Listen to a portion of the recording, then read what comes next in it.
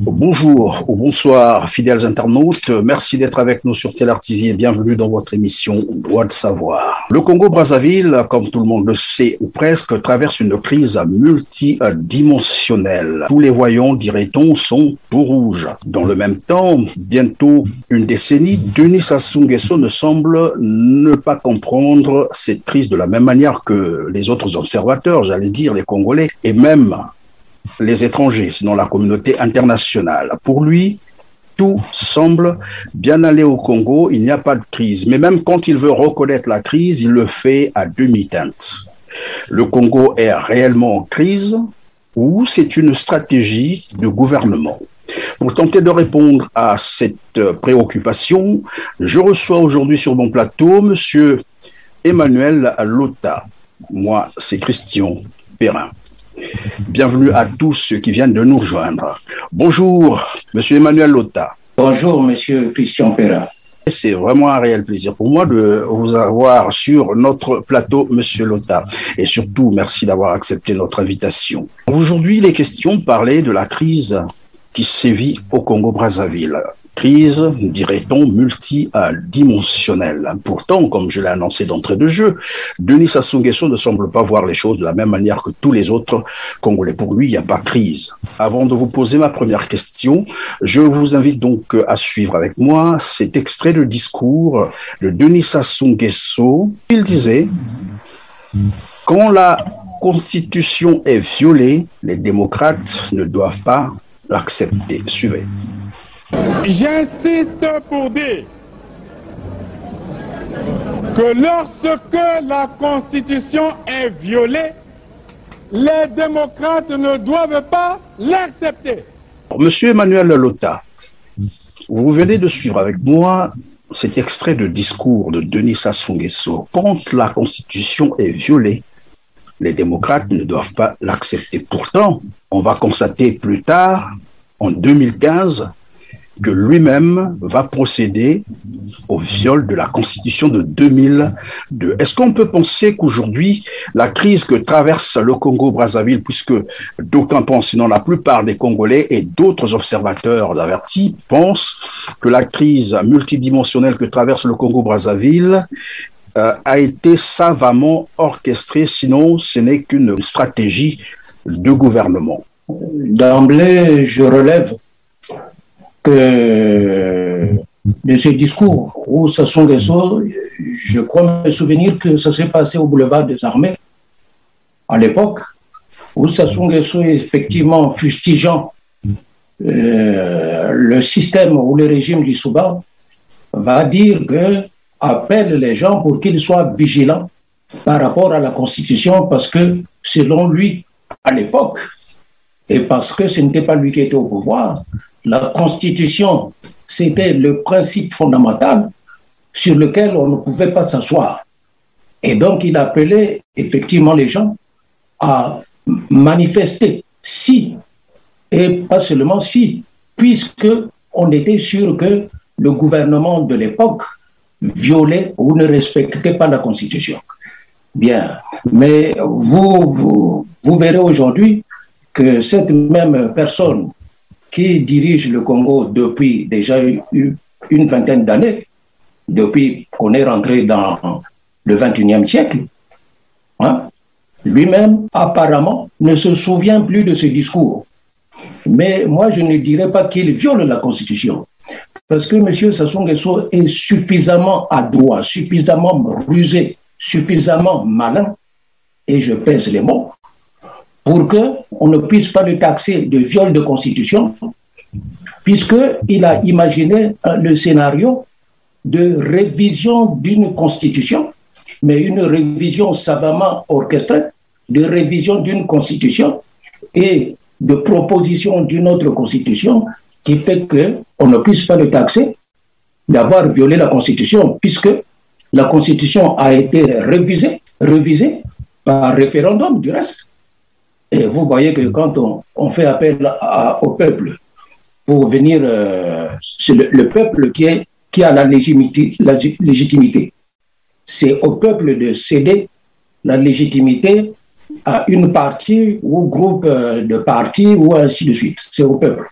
Et si le peuple vient et se présente à une élection, de surcroît, à un suffrage universel pour la révision de la Constitution, on ne peut plus accuser M. Sassou Nguesso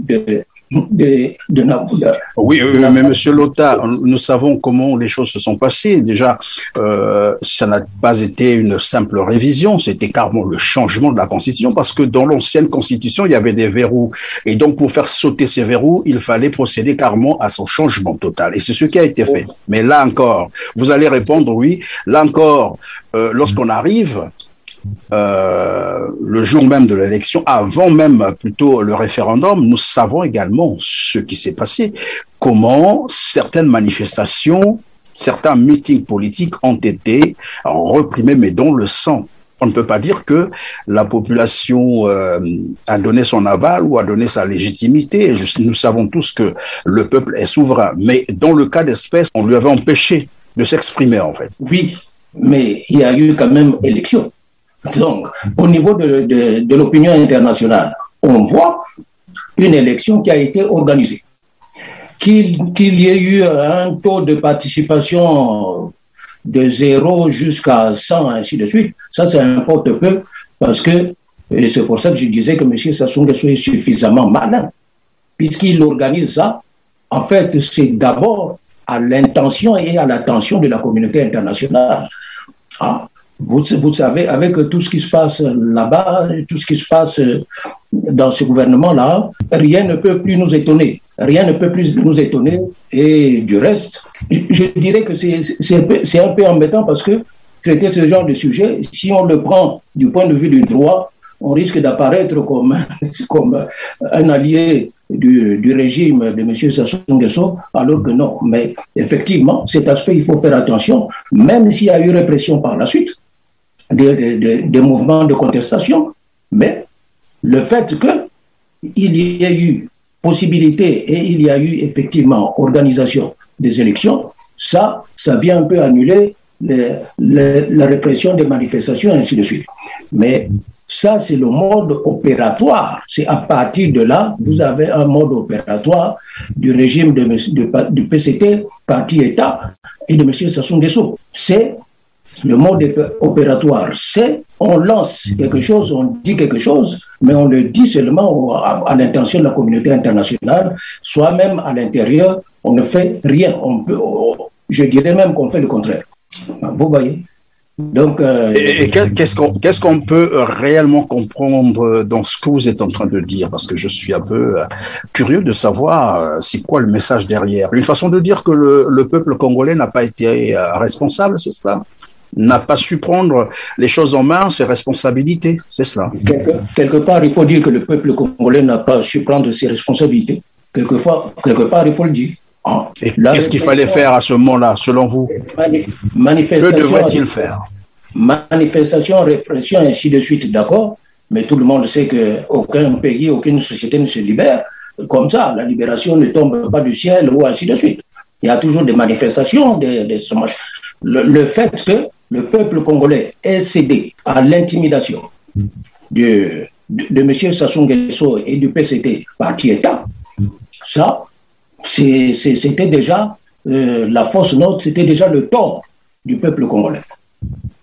Parce que dans ce genre de situation, c'est au peuple congolais de tenir à sa constitution. C'est au peuple congolais de tenir à sa constitution.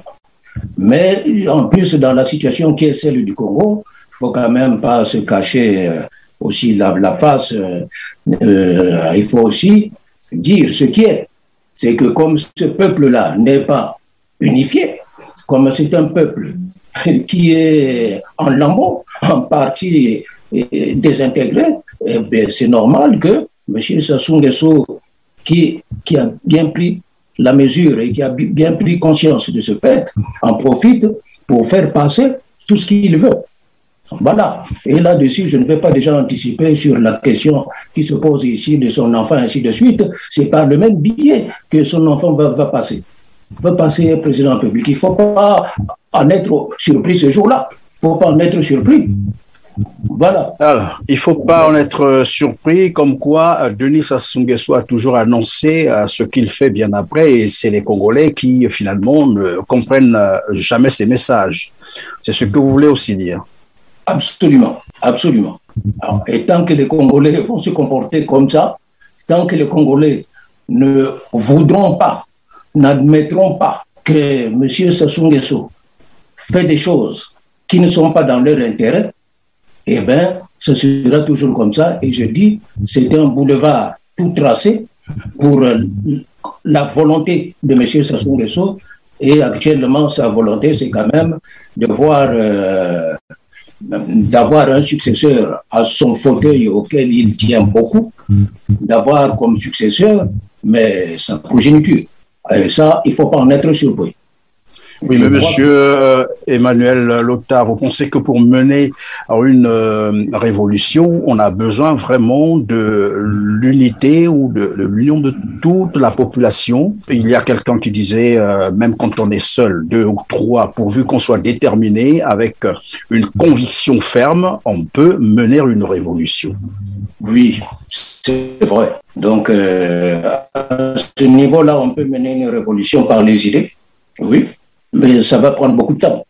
Ça va prendre beaucoup de temps, tellement de temps qu'on peut arriver à une situation où le pays est totalement ruiné et que quand la révolution aura réussi, la révolution va se trouver dans une situation tellement catastrophique et difficile que ceux pour qui on a fait la révolution risquent de se retourner contre les révolutionnaires. Et c'est déjà arrivé à plusieurs reprises. Hein? Il est quand même souhaitable qu'une révolution puisse avoir l'adhésion du plus grand nombre possible. C'est quand même mieux et c'est plus rassurant. Que moi, M. Perrin, mais je salue votre sens d'engagement patriotique, le fait que vous organisez de telles émissions pour amener à la conscientisation des peuples congolais, pour que celui-ci sache, puisque informé, et arrive à prendre des décisions, ça c'est une bonne chose. Mais tant que vous êtes seul, M. Perrin, ça va être quand même un peu difficile. Ça va être difficile. Donc, depuis cette crise, entre guillemets, de 2015-2016, aujourd'hui, donc 6 ans pratiquement, on observe bien au Congo-Brazzaville un problème de sécurité. On parle même d'un phénomène tout nouveau d'ailleurs qui est né, c'est celui des bébés noirs, c'est-à-dire des jeunes qui s'organisent pour attaquer les gens dans la rue, pour donner parfois la mort. Mais parmi ces bébés noirs, on se rend bien compte qu'il y a aussi des agents de la force publique. Et nous suivions d'ailleurs un témoignage d'un chef de gang, s'il faut l'appeler comme ça, des bébés noirs, qui affirmait que parmi les bébés noirs, il y a les hommes politiques, il y a l'élite donc politique qui est accusée, il y a même des ministres qui sont complices, il y a des généraux, en fait, il y a tout le monde, même les députés. Et comme je l'ai dit d'entrée de jeu, pendant que nous disons que probablement qu'il y a une crise sécuritaire au Congo-Brazzaville, mais par rapport à vos explications, vos premières explications, on commence bien entendu à se poser la question si c'est réellement une crise et comment un pays peut-il arriver à ce niveau? Comment un gouvernement peut-il, j'allais dire, laisser faire jusqu'à ce point, jusqu'à ce niveau? Depuis l'an 2000, je dirais même depuis 1997, mais surtout depuis l'an 2000, puisqu'à partir de ce moment-là, on pense que le Congo était rentré maintenant dans une période de paix durable. Et du reste, tout le monde s'en était félicité. Mais depuis cette période-là, je fais remarquer qu'au Congo, il y a un déploiement militaire sur toute l'étendue du territoire. Vous voyez, aujourd'hui, vous ne pouvez plus, même au fin fond d'un village là, au fin fond du Pondo, on va trouver quelque part un militaire qui se balade toujours avec une arme. Voilà.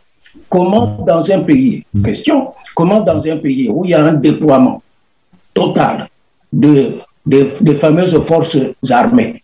Hein, déploiement total, comment se fait-il qu'il y a encore, j'allais dire, des poches de banditisme, mais du banditisme organisé, ainsi de suite.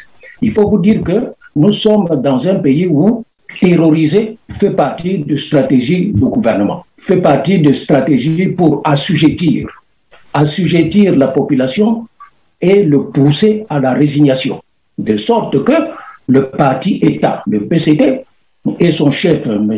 Sassou Nguesso, puissent avoir les mains libres pour faire tout ce qu'ils veulent. Souvenez-vous que même l'histoire des ninjas, à partir de 1998, est revenue sur la salette de la sorte. Qu'est-ce qui se passait à l'époque? C'est que vous avez le directeur général de la police nationale qui, en pleine ville, même en pleine ville à Brazzaville, soi-disant arrête un malfaiteur ou un voleur. Qu'est-ce qu'il trouve de mieux à faire? Il prend son arme et il tire sur lui devant tout le monde. Vous vous rendez compte qu'il s'agit de la police, c'est-à-dire de l'organe, de l'institution habilité à assurer la sécurité. Mais la sécurité, vous ne pouvez pas l'assurer en éliminant des gens, surtout devant tout le monde. Et c'est comme ça que, quand le même mouvement est allé jusqu'à l'intérieur un peu à l'extérieur de Brazzaville, et vous savez que l'extérieur de Brazzaville, c'est directement le pôle, eh bien, on commence à tuer des voleurs et ainsi de suite. Finalement, ces prétendus voleurs commencent à se dire, mais finalement, mais lui n'a rien volé, mais peut-être que c'est une histoire, on veut seulement massacrer des jeunes comme ça, et voilà que ces jeunes-là se retrouvent dans la brousse pour se protéger. Je ne prends parti pour personne, mais ça fait partie. Parce que nous sommes dans un système où le militaire a tous les droits. Le militaire a tous les droits. À telle enseigne que, mais vous pouvez être arrêté à Brazzaville sans justification, déféré dans un commissariat sans justification, on vous mate comme il se doit, dans ce commissariat sans aucun problème, vous y mourrez sans aucun problème, on ne fera rien contre ces policiers, contre ces agents, et ainsi de suite. Donc, nous sommes dans une situation où les droits, les simples droits proclamés par la Constitution ne sont jamais respectés. Et ils ne sont pas respectés. Oui, mais Monsieur Lota, tout à l'heure, vous étiez en train d'expliquer, hein, vous donniez un exemple du directeur général de la police. Il s'agit bien de Jean-François Ndengue, à ce que je sache, c'est l'inamovible directeur général de la police Congo-Brazzaville, qui exécutait froidement des jeunes en public. Et qui finalement, le phénomène s'étant étendu jusqu'à dans le pool, a fait que ces jeunes commencent un peu à se poser la question, mais pourquoi on doit se faire massacrer gratuitement, alors il faut se défendre.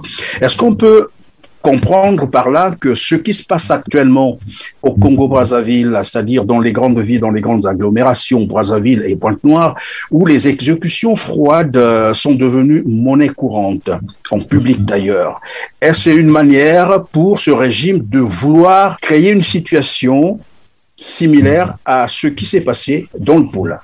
Mais créer une situation de psychose généralisée qui fait que personne ne prend son courage pour critiquer, pour analyser, pour apporter un avis sur un acte, sur un aspect même de la politique économique, de la politique sociale, et ainsi de suite, dans le pays, parce que l'autocensure étant, si tous ceux qui vous écoutent, par exemple, critiquer une décision gouvernementale, vont vous dire, mais vous êtes faux, en fait, vous voulez vous suicider pourquoi? Parce qu'ils se disent, mais vous ne savez pas qui passe là, et les gens qui passent là, ils vont vous arrêter, vont aller dire là-bas, vous allez vous faire arrêter, et quand vous vous ferez arrêter, mais vous serez massacré, mais personne n'interviendra. Effectivement. Donc, puisque la stratégie a été, il faut isoler les individus dans la société. Il ne faut pas qu'il y ait du collectif. Il faut tout faire pour que l'individu soit seul, soit esselé, et c'est dans cette situation qu'il est facilement soustrayable à la société. Ah, donc on peut venir vous arrêter, mais vous savez qu'au Congo, on peut venir vous arrêter et ainsi de suite, mais personne ne réagira, ne dira quoi que ce soit, parce qu'ils savent quel est le degré de violence de la police. Hein? La police, vous savez, dans le temps, quand un voleur était surpris, vous savez qu'il s'échappait du milieu, qu'est-ce qu'il faisait? Mais il courait vers la police, puisque la police est l'organe habilité à assurer la sécurité, y compris même d'un voleur. Ce n'est pas à la police de prendre la décision de faire quoi que ce soit. Et dans ce cas-là, c'est ça qui est un peu surprenant, que cette police, que ces forces armées qui sont si présentes sur le territoire, sur toute l'étendue du territoire, et qui sont appuyés par des gens qui sont en civil, ainsi de suite, par le service de la sécurité d'État, ainsi de suite, que tout cela ne puisse pas parvenir à arrêter le fameux mouvement d'insécurité qui est là, dû à tous ces petits-là, ce petit badaud, hein, abandonnés à eux-mêmes et qui écument les rues de Brazzaville, massacrant ici et là, ainsi de suite. J'apporte la précision suivante, mais ne pensez pas que ces mouvements des bébés noirs, ainsi de suite, sont des mouvements nocturnes. Ce n'est pas des gens qui agissent dans la nuit, mais ils arrivent à macheter des gens en pleine journée, et parfois à quelques mètres seulement d'un commissariat de police. Et c'est la question qui s'impose d'ailleurs, puisque pour le cas Ntoumi, le gouvernement se justifiait en train de, rechercher un prétendu voyou. C'est comme ça qu'on l'avait d'ailleurs désigné. Ils ont même parlé de terrorisme. Le gouvernement a déployé finalement l'armée pour faire une expédition militaire dans le Pool, et nous savons ce que cela a donné. C'est pratiquement un génocide, même si les autres ne veulent pas, ou certaines personnes ne veulent pas entendre cela comme tel. La question que j'allais vous poser, ou que je vous pose, est de savoir comment expliquer, finalement, tel que vous êtes en train de le dire, si dans le cas de Ntoumi, on a déployé l'armée pour aller le chercher dans son maquis pendant 2 ans, comment se fait-il que ces bébés noirs qui agissent en public, dans les quartiers en plein jour, et dont on connaît d'ailleurs les domiciles, la police n'arrive pas à éradiquer. Plutôt, ce qu'elle fait, c'est de les exécuter froidement en public. Pourquoi ne pas les attraper et les passer, par exemple, devant la justice, et quitte à les envoyer dans les centres de détention à perpétuité, pour certains, par exemple. Pourquoi procéder à une élimination physique, à l'exécution froide de ces jeunes? Est-ce que ce n'est pas une façon de vouloir un peu continuer à brouiller les pistes?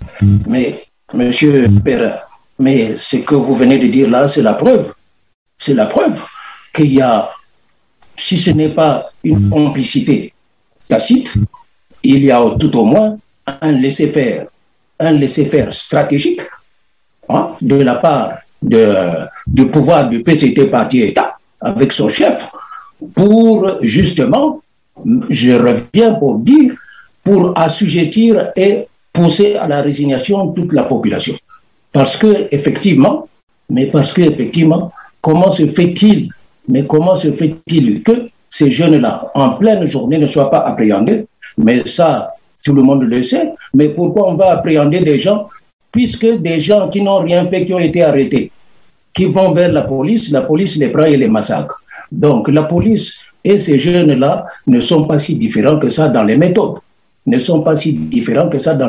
Et quelque part, quand la population, parce que la population le dit, quand la population dit que mais non, mais les bébés noirs, mais ils sont envoyés par la police, hein, et la population accuse, va même plus loin en disant non, ils sont même sous contrôle du directeur général de la police nationale.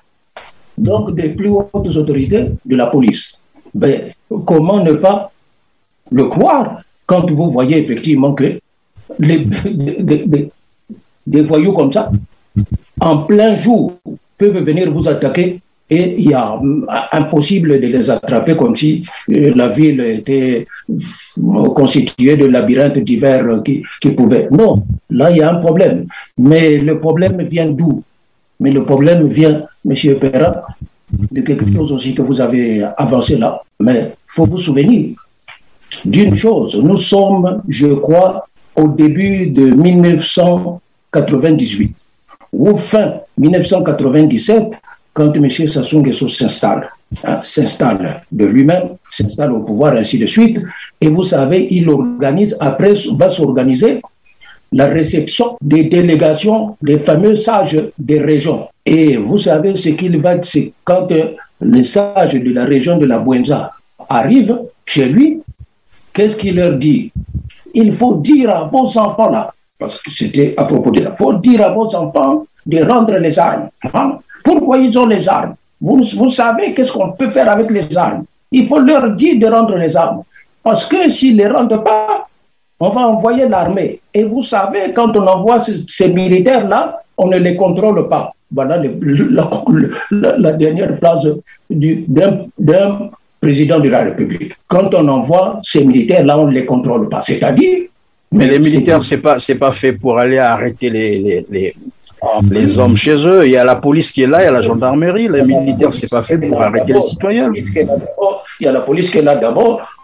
Après seulement, il y a la gendarmerie, mais pas les militaires. Pas l'armée. L'armée, c'est fait pour protéger les frontières, protéger la nation. Lorsqu'il dit cette phrase, que les militaires, on ne les contrôle pas, mais c'est cette phrase-là qui est qui est l'autorisation implicite, tacite, accordée à tous ces hommes-là qui sont en tenue de se prévaloir de tout sur tout le monde, partout où ils se trouvent. Voilà pourquoi on ne peut pas, vous ne pouvez pas prendre à défaut un militaire, un policier, un gendarme, au contraire, mais que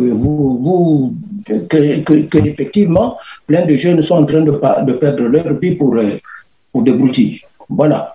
Donc, alors, monsieur Emmanuel Lota, tout à l'heure, lorsque vous étiez en train de répondre à une des questions, vous avez parlé des poches peut-être pas de résistance, mais des groupes, je ne sais pas si c'est des policiers ou c'est des soldats qui érigeraient encore des barrages ou des barrières quelque part dans le Poul, sans nous avoir donné quelques détails. Est-ce que on peut y revenir pour comprendre exactement de quoi vous parlez?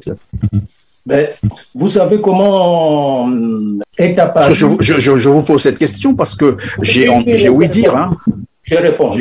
Voilà, j'ai ouï dire le ministre de la communication, porte-parole du gouvernement, dire qu'il y a une liberté de circulation, les Congolais sont libres. Comment sont nés les péages au Congo?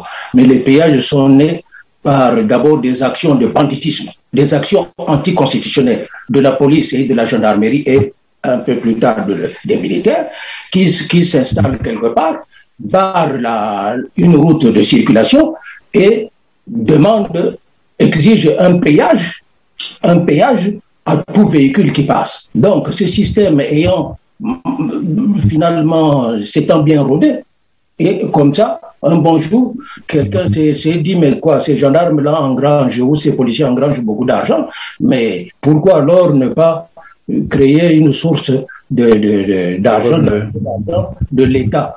Et c'est comme ça qu'on va mettre des péages sur des routes qui ne sont que des routes nationales, par exemple. Mais lorsqu'on dit, dans la Constitution, il est bien dit dans le pays, libre circulation des personnes, libre circulation. Bien. Mais je vous dis que quand vous prenez, et ça vous pouvez, tous ceux qui habitent Kinkala, ou qui passent, ou qui vont à Boko peuvent en témoigner, que quand vous prenez n'importe quel moyen de transport à Kinkala, non à Brazzaville, que vous arrivez à l'entrée de Kinkala, il y a un barrage, c'est barré, il y a la police qui est là toute la journée, et il faut payer. D'ailleurs, il arrive des fois que le policier vous dise, vous allez où? Surtout si vous êtes dans ce genre de véhicule qu'on appelle au Congo personnel. C'est-à-dire vous êtes dans votre propre voiture, on vous pose même la question, vous allez où? Voilà, ça fait problème.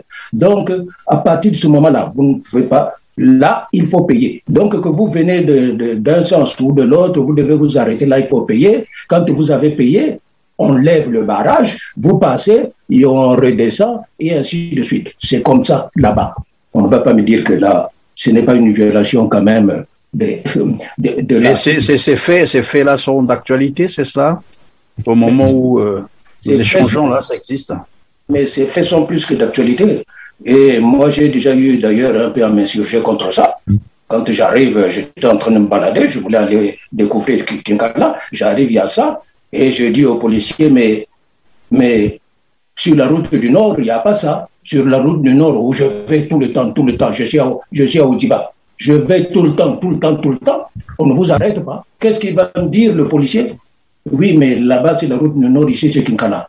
Je lui dis, mais Kinkala, les policiers, vous êtes formés autrement, et là-bas, ils sont formés autrement. Oh non, ici, c'est Kinkala, nous, on ne s'occupe pas des autres. Bon, voilà. Mais je relève seulement que c'est un fait de non-respect d'un des articles de la Constitution qui dit libre circulation. Les Congolais doivent se... Mais ce qui est le plus marrant, c'est quand vous voyez qu'il y a même un barrage sur une piste. Des gens qui vont à Linzolo, ils souffrent pour aller à Linzolo. Il n'y a plus de goudron, ça n'existe plus. C'est une piste. C'est une piste. Et quand vous quittez la route goudronnée au niveau de Gangalingolo, à 1 km ou 1 km et demi, il y a un barrage de police qui est là. Bon, quand ils voient que c'est une voiture soi-disant personnelle, comme on ne sait pas qui c'est qui est là, ainsi de suite, bon, on fait un peu le fiero, et puis après on fait quand même pour laisser passer. Mais tous les taxis, tous les véhicules de transport, quel que soit ce que vous transportez, vous devez vous arrêter, vous devez payer. Attention, si c'est un gros véhicule qui transporte des biens quelconques, ne pensez pas que payer c'est 500 francs. Non, payer, ça va jusqu'à 5000 francs sur une piste où les gens sont en train de rendre service à la population, parce qu'il faut quand même le faire, pouvoir engager son véhicule sur une voie aussi chaotique. Voilà. Mais ça, la police n'en a rien à foutre. Alors, Monsieur Emmanuel Lota, nous allons passer au volet social. Vous le savez, comme tous les Congolais d'ailleurs, aujourd'hui, les fonctionnaires retraités du Congo-Brazzaville accusent 48 mois de pension impayée. Si on parle des étudiants, c'est pratiquement pareil. Du côté des étudiants aussi, c'est beaucoup de mois, presque 3 ans de bourse non payée plutôt. Et les travailleurs doivent prier le bon Dieu pour que le salaire tombe aux bouches pratiquement de 40 ou 45 jours. L'accès à l'eau potable et à l'électricité qui demeure aujourd'hui problématique. Et comme je l'ai dit d'entrée de jeu, évidemment, la question reste d'actualité. Est-ce que c'est vraiment une crise ou c'est une stratégie de gouvernement? Comment expliquer que, après avoir, je crois, s'il faut parler en termes de mutation, parce que la SNE est devenue la E2C, je crois que c'est cela, et depuis là, la situation va de mal en pire en fait. Rien n'est amélioré, les problèmes d'électricité, les coupures ou les délestages comme on les appelle, demeurent. Du côté de l'eau potable également, c'est vraiment une denrée rare pour les Congolais. Comment peut-on appeler ce mode de gouvernance, ces stratégies de gouvernement? Comment peut-on appeler ça? Comment expliquer cela? Ça s'explique seulement par le cynisme des individus, de ceux qui dirigent, c'est tout. Et ça ne s'explique que parce que, de l'autre côté, en face, ce cynisme ne trouve aucune opposition. Il n'y a pas de force en face qui s'oppose à ce cynisme. Au contraire, tout ce que le pouvoir, le PCT Parti État veut, que les individus ne se collectivisent pas, que les individus soient esselés, mais cette stratégie est en train de réussir, qui fait que, mais on va aller plus loin, que des gens qui n'ont pas d'eau pendant tout un trimestre, ils n'ont pas d'eau. Mais vous savez, ces entreprises-là poussent le cynisme jusqu'à venir déposer des factures. Et avec menace de coupure si vous ne payez pas dans les 2 jours. Je ne sais pas si chez vous là, si c'est comme ça. Dans les 2 jours. Mais après, ils coupent quoi exactement? Pardon? Après, ils coupent quoi? Puisqu'il y a des menaces de coupure, je ne sais pas si c'est au poteau ou au compteur, il n'y a pas d'électricité, il n'y a pas d'eau. Ils vont couper quoi? Oui. C'est-à-dire qu'ils coupent par rapport à l'espérance qui anime les Congolais. Ils se disent, oui, quand même, un jour, si le courant ou les machins revient, bon, ce jour-là, ils seraient quand même heureux, donc il vaut mieux que ça reste, et c'est ça qui les pousse à les payer. Mais vous voyez, ça veut dire quoi? Mais ce sont les Congolais eux-mêmes qui sont en train d'entretenir un certain climat, un climat qui leur est totalement défavorable, mais qui, pour des raisons qu'on ne peut pas comprendre, mais Ça, c'est dû à quoi? Mais c'est dû au fait qu'il y a effectivement là un travail à faire pour que les gens comprennent que partout dans le monde aujourd'hui, les gens agissent en groupe, que ce soit d'ailleurs même au niveau des entreprises, ainsi de suite, même des directions des entreprises, les gens agissent en groupe. C'est en groupe qu'on peut faire quelque chose. Et tant que les gens ne vont pas comprendre ça, que c'est en groupe qu'on peut faire quelque chose, ces sociétés-là vont continuer leur cynisme. Et aucun député du PCT Parti État ne se lèvera pour protester, pour interpeller, pour impossible, puisque eux, ils sont suffisamment bien nantis, bien payés, et ainsi de suite, qu'ils ont des bâches à eau incroyables, des surpresseurs et des grands groupes électrogènes, qui font que même si ça coupe ainsi de suite, ils ont des dotations pour les carburants ainsi de suite. Bon, voilà, chez eux, il n'y a pas de problème. C'est pour ça qu'ils ne peuvent pas se porter à l'attention de la population, qui semble-t-il les a élus. Pourtant, c'est ce qu'ils disent. Mais ceux qui vous ont élus, qui vous ont porté à là, qui vous ont fait confiance pour que vous posez leurs problèmes, leur doléance acquis de droit, ben vous leur tournez le dos. Voilà ce qu'est le système. Alors, on va terminer donc avec par le volet politique et économique.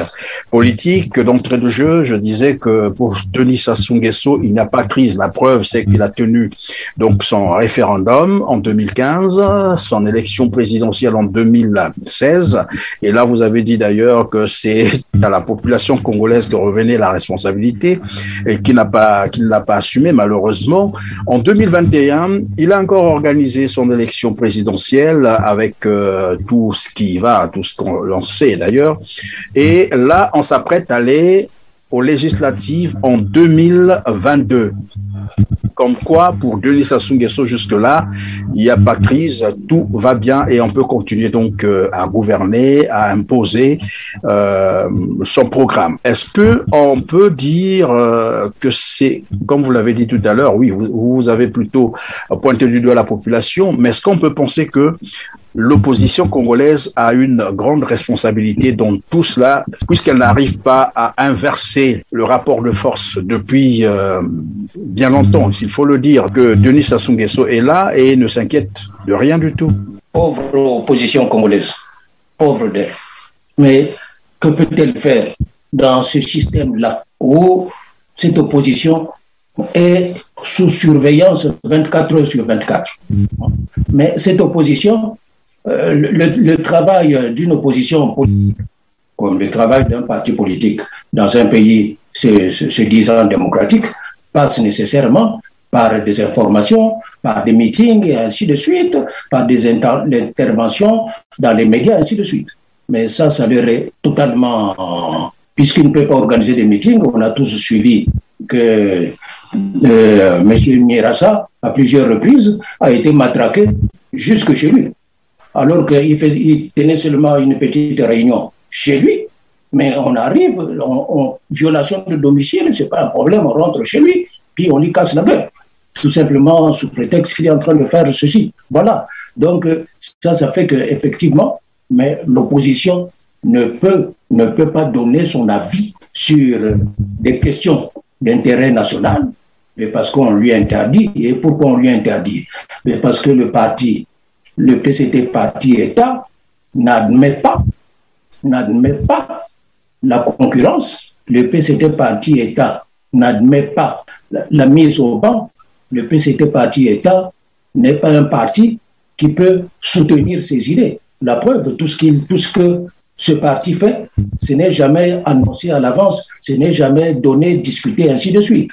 C'est comme ça, on s'impose. Là-bas, on impose. Donc, à partir de là, les gens qui incriminent, qui disent oui, l'opposition, mais qu'est-ce que vous appelez par opposition? Mais dans un pays comme ça, c'est un système qui est très militarisé.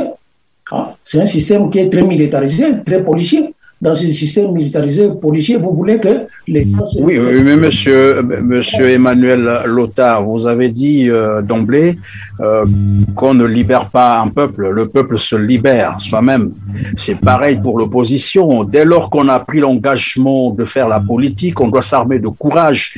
Et face à cette opposition, il y a quand même une loi fondamentale. Il y a la Constitution qui garantit tous les droits, de liberté, bien entendu, et de réunion. Pourquoi ne pas, évidemment, se servir de la Constitution pour s'imposer? Parce qu'on n'attendra pas non plus que le PCT dise à ces partis-là, bon, allez-y faire vos meetings, allez-y dire ceci, faites ceci, cela. Ça ne pourra jamais être le cas. Tant que le PCT ne se sentira jamais en position de faiblesse, eh ben, les choses vont continuer comme ça. C'est là où je dis que l'opposition congolaise a quand même une responsabilité.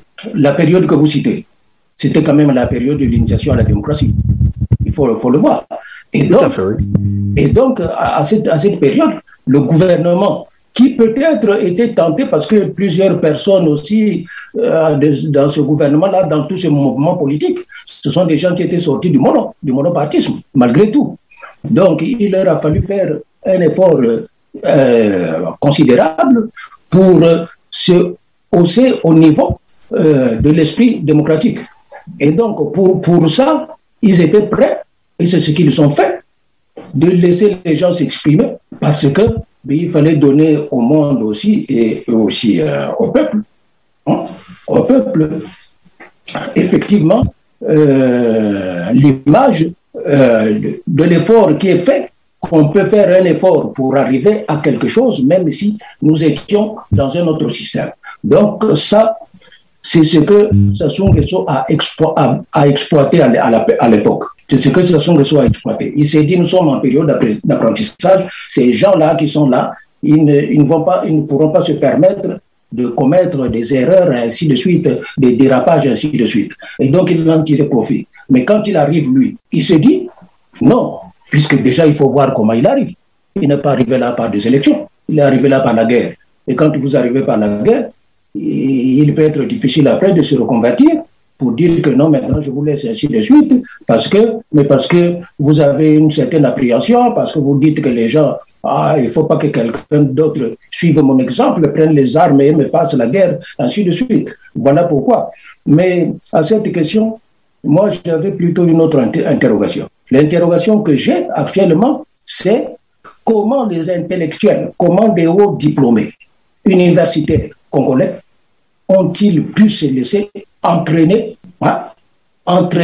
dans le sillage de ce parti-État, dans le sillage de M.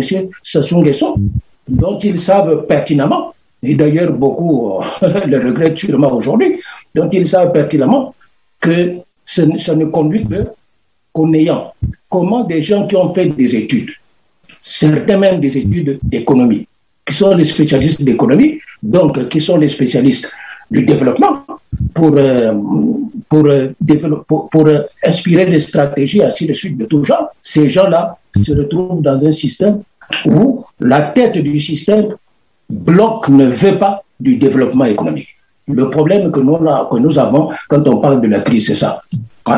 Et c'est ça qui fait que ce monsieur vous dise, nous ne sommes pas en crise. Mais parce que lui, la crise veut dire qu'il faut qu'on cherche les raisons de cette crise, qu'il faut qu'on cherche les raisons. La crise, ça signifie que chercher les raisons, c'est donc chercher des solutions. Mais lui, il n'en veut pas. Il n'en veut pas. Mais souvenez-vous de quelque chose qui est encore passé il n'y a pas longtemps. Je reviens toujours à ça. C'est quoi? C'est la politique de la municipalisation accélérée. C'était quoi? Mais c'était, d'après ce que le parti État voulait faire comprendre à l'époque, que, il faut maintenant adopter une stratégie de développement par département pour qu'on arrive rapidement à un développement politique généralisé, facilement. Bien, donc, ils se lancent dans des politiques comme ça. On dit municipalisation, maintenant, c'est du pool, on passe là-bas de la Buenza, des machins, ainsi de suite. Et vous entendez des chiffres de budget qu'on est en train d'affecter à ces municipalisations. Mais au jour d'aujourd'hui, M. Perrin, qu'est-ce qu'il y a? Qu'est-ce qu'il y a eu? Qu'est-ce qu'on peut retenir de ces municipalisations? Quelles sont les pôles d'emploi qui ont été créés. À combien pour cent la municipalisation a endigué le mouvement d'exode rural, par exemple, hein? À quel pourcentage? Quelles sont les réalisations conformes à tout ce qu'on dit là au niveau planétaire, l'écologie, ainsi de suite, la gestion de l'espace, ainsi de suite? Aujourd'hui, rien. Tout le monde se plaint des catastrophes à Makosso, des éboulements de ceci, on nous montre des images. Mais ces images disent plus que ce qu'on en dit. Hein? Parce que c'est ça. Vous êtes en face d'un gouvernement.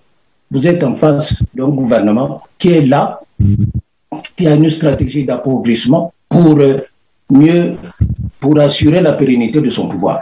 Parce qu'il faut vous dire que tout ce qui se fait au Congo, c'est tout simplement pour un objectif bien défini, c'est la pérennité au pouvoir. Ce n'est pas dans le cadre, c'est pour ça que des entreprises comme le CPCO peuvent tomber. Vous avez déjà vu qu'on a poursuivi les gestionnaires de cette catastrophe. Impossible. Les entreprises de tout genre, les chaponards de ceci, même dans le bois, ainsi de suite, impossible. Et aujourd'hui, il y a un autre phénomène pour un gouvernement qui voyage dans le monde entier. Dès qu'on apprend qu'il y a une petite réunion sur l'écologie là, les COP 21, 26, 22 ou 19 ou je ne sais pas combien, mais allez voir là-bas, venez voir au Congo ce qui se passe. Venez voir le massacre de la nature, hein, et qui n'émeut personne. Et vous n'entendez, quand je dis que cette parti-État, vous n'entendrez jamais des députés de PCT poser ce problème, quand bien même que les populations se sont révoltées en quelque sorte, s'opposant à une exploitation sauvage qui dégrade la nature, qui de déboisement, et ainsi de suite. Vous comprenez qu'à partir de là, vous ne pouvez pas dire ainsi de suite. Oui, M. Sassou Nguesso dit qu'il n'y a pas de crise, mais lui, il s'en fout. Bien voilà, en tout cas, M. Emmanuel Lota, malheureusement, le temps qui nous a été imparti est à la fin. On ne pourra plus aborder l'aspect économique, le volet économique, allais-je dire. Mais pour autant, vous avez tout de même quelques secondes pour conclure, c'est-à-dire ce sera là également votre mot de la fin, une préoccupation qui vous tient par exemple, que vous voulez passer un message à ceux qui nous suivent, à nos téléspectateurs, aux Congolais en particulier. Je voudrais seulement montrer aux Congolais quel était le but principal de la municipalisation accélérée. Le but principal de la municipalisation accélérée, c'était d'imprimer dans la mémoire collective, je dis bien imprimer dans la mémoire collective, la justesse de l'idéologie sassouiste. C'est comme ça que je l'appelle. C'est-à-dire? Et l'idéologie sassouiste dit quoi? L'idéologie sassouiste dit l'ascendance d'une partie de la population à vie, l'ascendance d'une partie de la population sur tout le reste de la population. C'est ça. Et c'était la raison essentielle de tout ce gaspillage d'argent. Vous savez, aujourd'hui, on se plaint, crise, on ne peut pas payer ici, on ne peut pas payer là, mais additionnons seulement ce qu'a coûté les municipalisations et on se pose la question, mais comment on se retrouve encore là? En tout cas, merci beaucoup, Monsieur Emmanuel Lota. Merci d'avoir répondu à nos questions, mais surtout d'avoir disposé de ce temps pour nous, pour nos téléspectateurs. À vous, chers téléspectateurs, j'aimerais dire également merci de nous avoir choisis encore aujourd'hui, d'avoir été avec nous. N'oubliez pas de liker, n'oubliez pas de partager, mais surtout, n'oubliez pas non plus de vous abonner. On se dit donc à très bientôt, mais d'ici là, portez-vous bien, comme j'aime à le dire.